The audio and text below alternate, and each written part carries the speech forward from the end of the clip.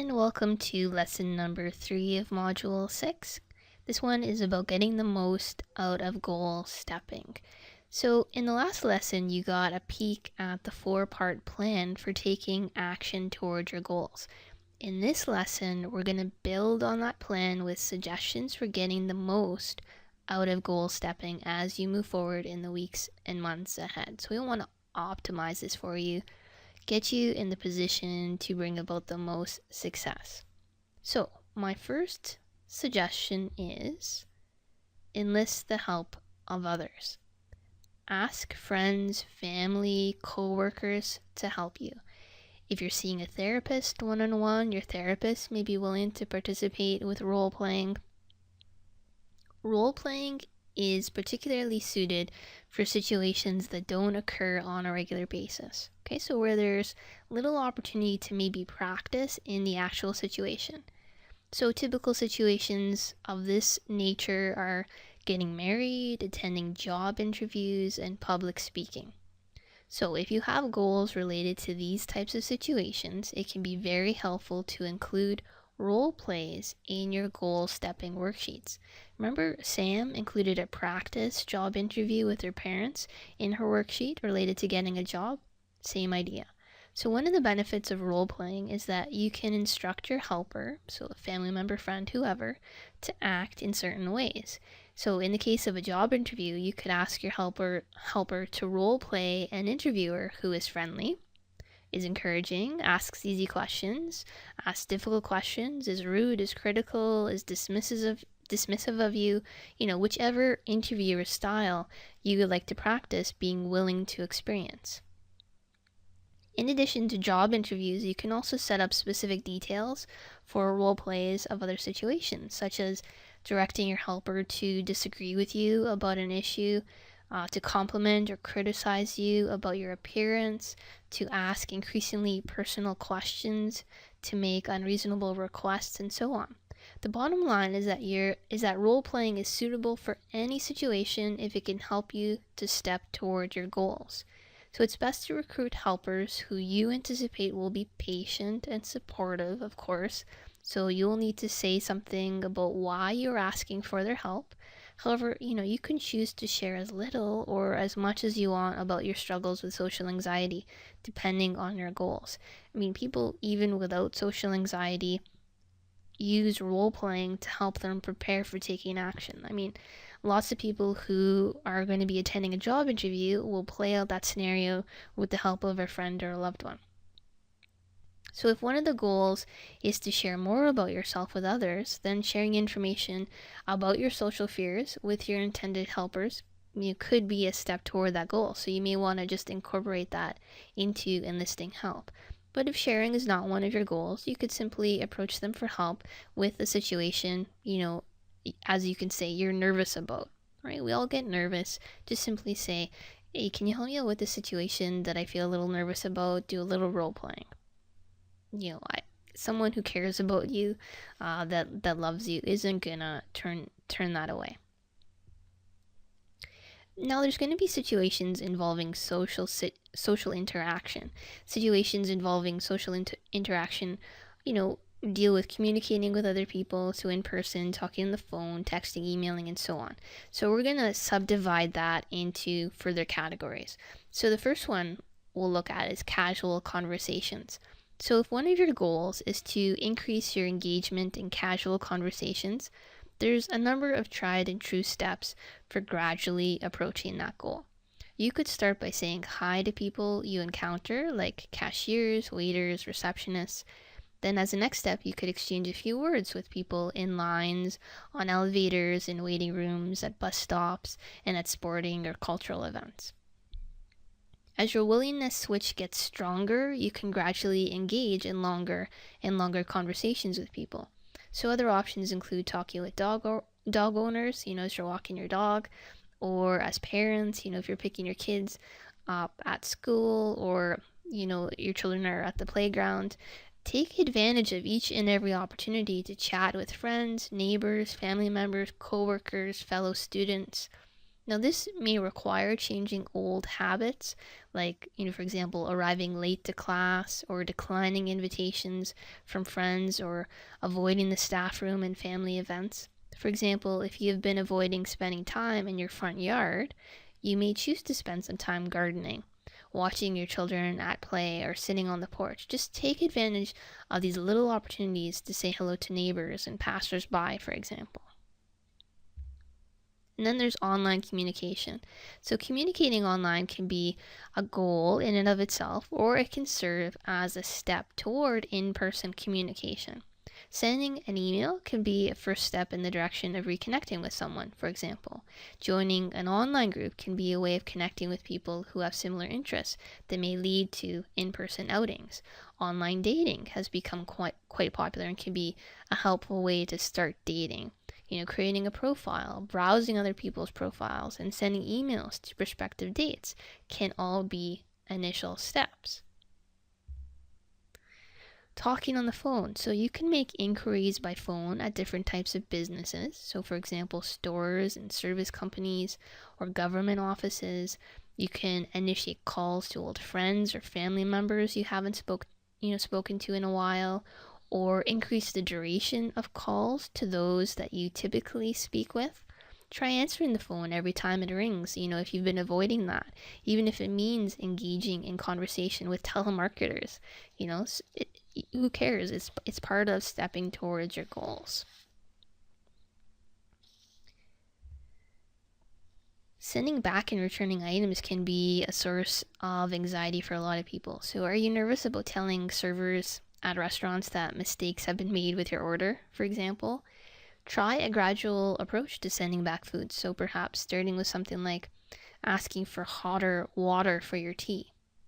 A more advanced step might be to order a food item cooked in a certain way, for example, asking for a steak rare, and then return it to the server stating that it has not been cooked properly. Do you have clothing at home that doesn't fit you well, or appliances that don't work properly because you're too nervous to return them? Again, try a gradual approach to returning items, perhaps starting with inexpensive items and working your way up to more expensive items. Asking for assistance. Options here include asking for the time or asking for directions from strangers, asking questions of teachers or professors after class or during their office hours, asking for assistance from salespeople, asking your friends or family to bring food to a gathering you are hosting, asking a small favor of a neighbor or a friend, maybe keeping an eye on your house or watering your plants while you're away. So there's all kinds of ways that you can ask for assistance or get into the habit and practice of asking for assistance. Expressing opinions. Here, try introducing and expressing your opinions about various topics during conversations. Perhaps, about a recent movie you saw, the local election that's taking place, or any other news event. As you repeat this practice, you could choose topics with increasingly greater degrees of controversy. So start off with simple things like, the movie that you watched the other night, and then just gradually increase the degree of controversy. Being observed. So instead of gravitating to areas that minimize your chances of being observed, try to choose more crowded locations. And I'll go through a list of some possibilities. So maybe walk down the busy side of the street or choose a busier route to walk than the one you usually take. Go to the gym at the busiest time and work out in the most crowded area. Stand at the front or in the middle of an exercise class, or put your yoga mat in the middle of the yoga studio. Dance at a party rather than sit on the sidelines. Ride the bus, streetcar, or subway at rush hour. Go shopping when the stores are more likely to be crowded and the lines long, or choose the longest line at the grocery store. Ride elevators in busy office buildings, hospitals, or other public buildings. Jog in a crowded park. Walk around at a street fair, carnival, or other public outdoor activity. Eat in a crowded food court or in the lunchroom at work, or purchase messy items to eat at a restaurant. Use your phone in a busy public place, such as a mall. Ask a coworker to observe you as you work. Walk into a lecture theater or classroom from the front rather than the back, Or if you have to walk in from the back, take a seat at the front. Offer to write something on the board in class. Offer to serve drinks or snacks at a gathering. Throw a ball around with a child or a dog in front of your house or in the park. Do gardening in your front yard. Okay, so those are all, some ideas for you to kind of put yourself out there and tackle being observed. The next section deals with performance situations. It can be challenging to find opportunities to step toward performance goals if these types of situations are not part of your daily routine. But with a little creativity, you can find a number of different ways to do this. So I'm going to walk through a few examples. The first one being speaking up in groups. In this case, try asking questions or contributing your views during meetings at work and in the community, such as meetings of, a parent-teacher organization, political party, board of a local charity, your local Rotary Club, book club, religious group, whatever. If you don't belong to such an organization, consider joining one. Consider attending and asking questions at public lectures. Some are offered at universities, libraries, museums, community centers. So see what's available in your local area and consider joining, consider attending. Giving talks. You can be proactive and offer to give a presentation to colleagues. You could talk at a local school about your work. You can offer to give a toast at a wedding, a birthday party, or a retirement party, or say a few words about a deceased person at a funeral. It can be helpful to first practice presentations or speeches in front of family or friends, like we talked about, in Sam's situation, for example. Reading aloud. Recruit family and friends to listen to you read aloud, or consider volunteering to read a passage at your local place of worship. Or sometimes the library will have reading programs too with children. Oftentimes there's tutoring programs, children that are needing to learn English as a second language, for example, volunteering for those types of things. All are opportunities to practice reading aloud.